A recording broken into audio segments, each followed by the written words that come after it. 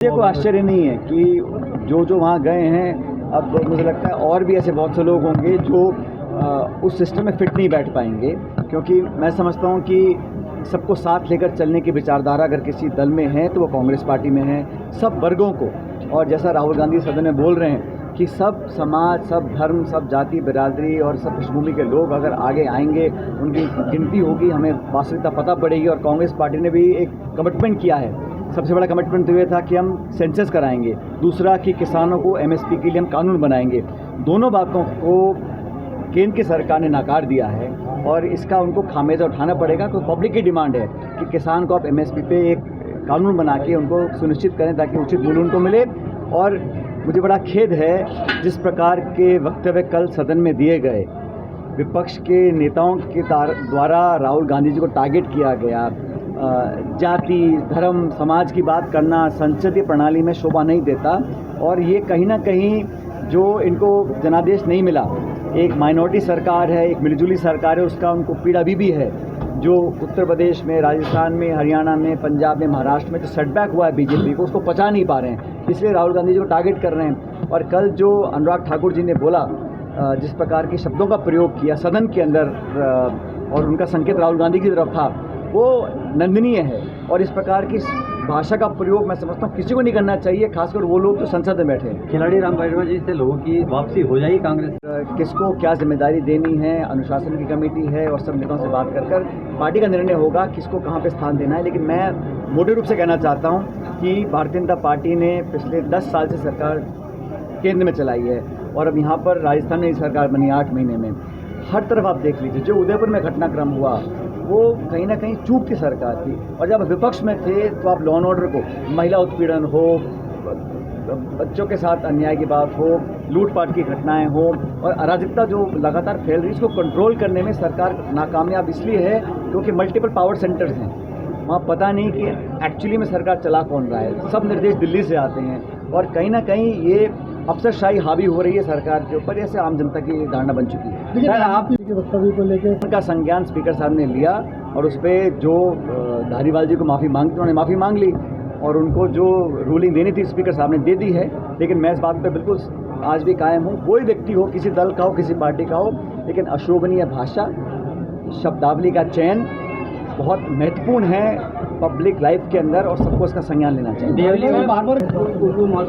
गलती की तो माफ़ी मांग लिया, बात खत्म हो गई। लेकिन हाँ, ये इन चीज़ों से बचा जाना चाहिए क्योंकि इससे जो नई पीढ़ी है उस पर एक अच्छा प्रभाव नहीं पड़ता। सर, आपने इसको कैसे राजनीति, किस देश को, दृष्टि से भाई देश को किस प्रकार के राजनीति, इस देश में मैं हमेशा भी कहता हूँ, पहले भी मैंने कहीं कहा जयपुर में परसों, कि नौजवान इस देश का भविष्य नहीं है, वर्तमान है। और नौजवान पीढ़ी को अच्छे संस्कार, अच्छी शिक्षा, अपने पृष्ठभूमि की पहचान और अपना गर्व होना चाहिए। और इस देश में उन शक्तियों को ताकत मिलनी चाहिए जो लोगों को जोड़ना चाहती है। जो ताकतें लोगों को तोड़ना चाहती हैं वो इस 21वीं शताब्दी के भारत को समझ नहीं पा रहे हैं। और हमारा ये संकल्प है कि राजनीति से ऊपर उठकर हम लोगों को सामाजिक जीवन में, पब्लिक लाइफ के अंदर एक उदाहरण प्रस्तुत करना चाहिए।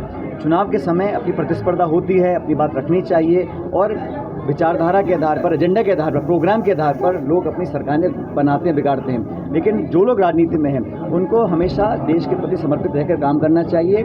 और नौजवान पीढ़ी आज बहुत जागरूक है, उत्साहित है और देश के लिए कुछ करना चाहती है। उनको संसाधन और प्लेटफॉर्म प्रोवाइड करना हम सबकी जिम्मेदारी है। 5 सीटों पर चुनाव है, 5 सीटें कांग्रेस पार्टी जीतने जा रही है क्योंकि जो परिणाम आए राजस्थान में, बीजेपी को बैकफुट पर हम लोग लेकर आए, हम और हमारे सहयोगी दलों ने ऐसा कर दिखाया और 5 सीटों पर बीजेपी हारेगी। मुझे पूरा विश्वास। आप युवाओं की आवाज़ उठाते हैं, 5 सीटों पर क्या युवा उम्मीदवार होंगे? जो जीतने वाला होगा उसको टिकट दिया जाएगा, सबसे चर्चा करी जाएगी, किसी एक व्यक्ति की बात नहीं है। दल निर्णय करता है किसको चुनाव लड़ाना है।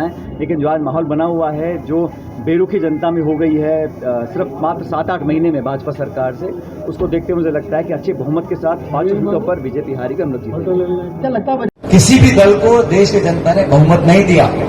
आज जो सरकार बनी है वो 2-3 दलों की बैसाखियों पे खड़ी सरकार बनी और ये उनको पच नहीं रहा। भाई हारता भी इंसान है पार्टी, उसको कबूल करना चाहिए, उसको एक्सेप्ट कर आगे बढ़ना चाहिए। लेकिन ये तो प्रतिशोध की भावना और पैदा हो रही है और विरोधियों के ऊपर केस हो रहे हैं। कल राहुल गांधी जी के बारे में संसद में जो अवसर खोले गए वो शोभा देता है लोकतंत्र के अंदर। मतलब आप किसी की जाति बिरादरी सदन के अंदर विपक्ष के नेता प्रतिपक्ष जो संवैधानिक पद पर व्यक्ति बैठा है उस पर ऐसी ओछी टिप्पणी करना चाहते हैं। किस लिए? कि मन में खींच है। अब जनता ने रगड़ दिया, अब वो क्या करें उसके बाद? आज बजट हुआ, अब मैं कह रहा था पत्रकारों को, मैंने कहा हमारे बिहार के साथियों से, बिहार की जनता से, आंध्र प्रदेश की जनता से कोई दुश्मनी नहीं है, वो भी हमारे देश के नागरिक हैं, उनको उनका अधिकार मिलना चाहिए।